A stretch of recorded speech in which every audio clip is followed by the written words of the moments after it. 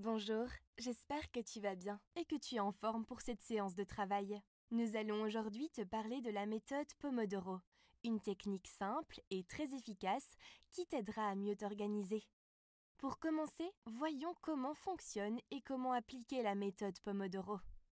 Conçue à la fin des années 1980, la méthode Pomodoro est une technique de gestion du temps qui t'aidera à te concentrer et à travailler plus efficacement.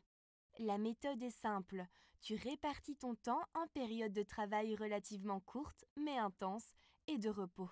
Par exemple, tu définis à l'avance que tu vas passer 20 minutes sur les mathématiques. Tu y vas à fond pendant 20 minutes, puis tu prends 5 minutes de pause. Voyons pourquoi cette méthode fonctionne si bien.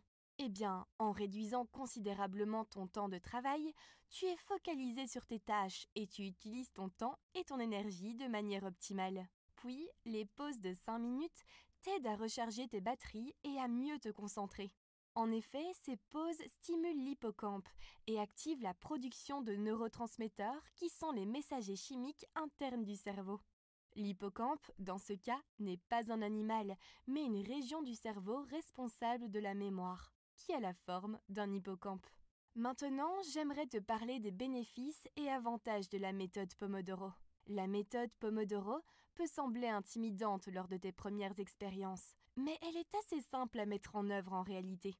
Tu seras plus productif, plus organisé et plus concentré sur ce que tu entreprends.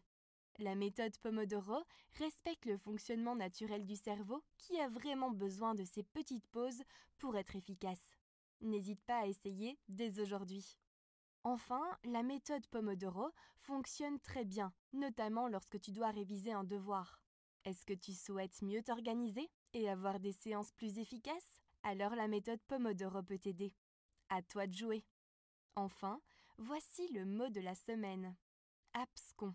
Abscon signifie mystérieux ou difficile à comprendre. Il s'agit d'un adjectif servant par exemple à décrire un texte ou bien même une personne. Abscon est souvent utilisé dans le domaine de la littérature pour décrire des œuvres qui sont profondes et énigmatiques, voire incompréhensibles. Et voilà, c'est tout pour aujourd'hui. Bon courage.